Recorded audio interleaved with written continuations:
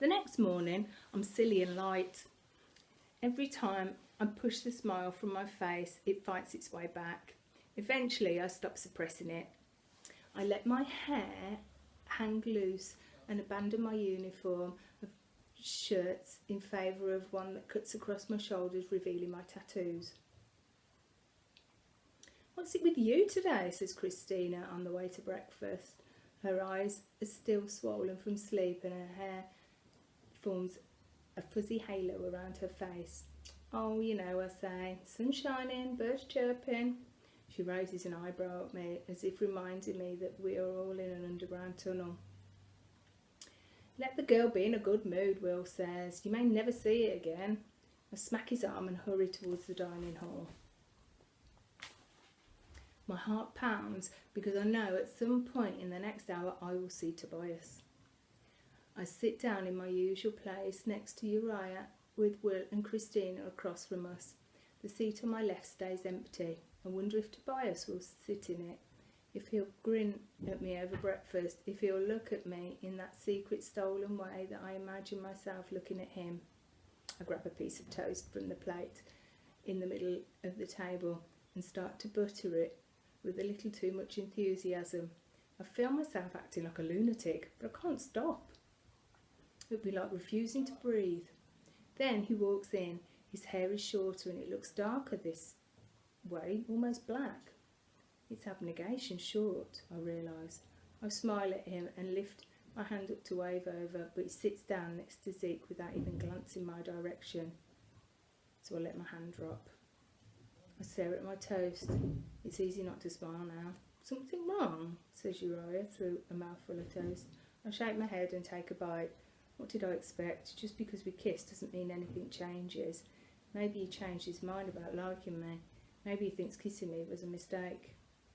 "Today's fear landscape day," says Will. "You think we'll get to see our own fear landscapes?" "No," Uriah shakes his head. "You go through one of the instructor's landscapes, my brother's told me." "Oh, which instructor?" says Christina, suddenly perking up. "You know, it really isn't fair that you all get insider information that we don't," Will says, glaring at Uriah. "Oh, you wouldn't use an advantage if you had one," retorts Uriah. Christina ignores them. "I hope it's Ford's landscape." "Why?" I ask. The question comes out too quickly. I bite my lip and I wish I could take it back. "Looks like someone had a mood swing." She rolls her eyes like you don't want to know what his fears are. He acts so tough and he's probably afraid of marshmallows and really bright sunrises or something, overcompensating. I shake my head. "It won't be him." "How do you know?" "Just a prediction." I remember Tobias's father in the fear landscape. He wouldn't let anyone see that. I glance at him. For a second, his eyes shift to mine. His stare is unfeeling. Then he looks away. Lauren, the instructor of the Dauntless Born Initiates, stands with her hands on her hips outside the fear landscape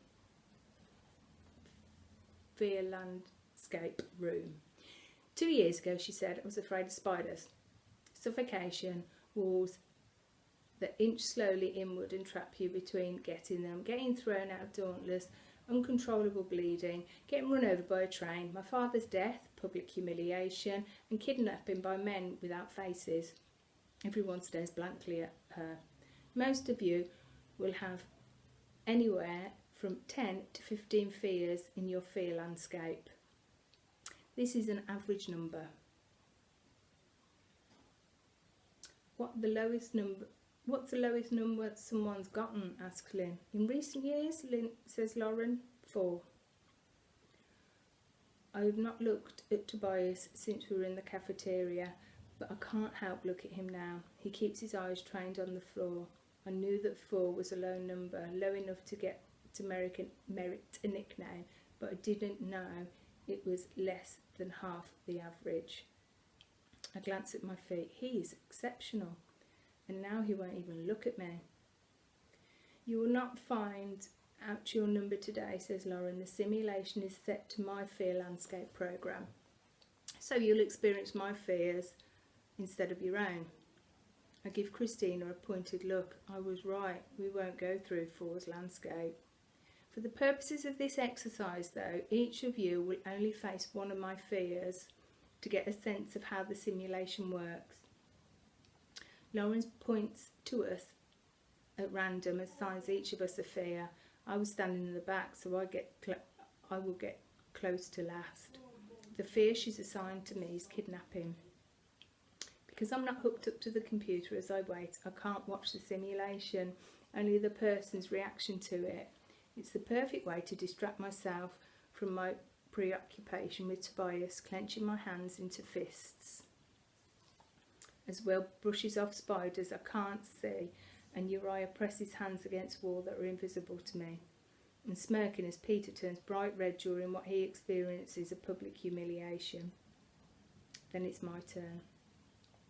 The obstacle won't be comfortable for me, but because I've been able to manipulate every situation, not just this one, and because I've already gone through Tobias's landscape, I'm not that apprehensive as Lauren inserts the needle into my neck.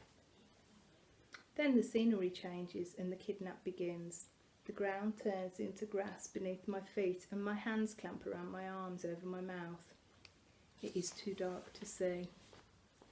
I stand next to the chasm, I hear the roar of water, I scream into the hand that covers my mouth and thrash to free myself, but the arms are too strong, my kidnapper's too strong.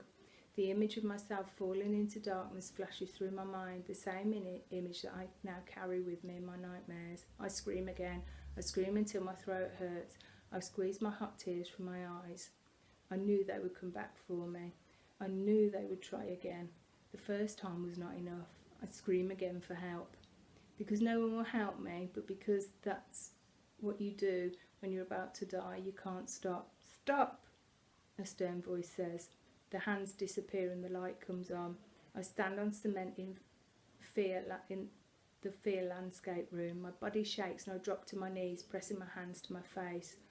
I just failed. I lost all logic. I lost all sense. Lauren's fear transformed me into one of my own, and everybody saw me. Tobias saw me. I hear footsteps. Tobias marches towards me and wrenches me to my feet. What the hell was that, Stiff? My breath comes out in a hiccup. I didn't. Get yourself together. This is pathetic. Something within me snaps. My tears stop. My heart races through my body, driving the weakness out of me, and I smack him so hard with my knuckles burn with the impact. He stares at me, one side of his face bright red with blush blood, and I stare back. Shut up, I say, and I yank my arm from his grasp and walk out of the room.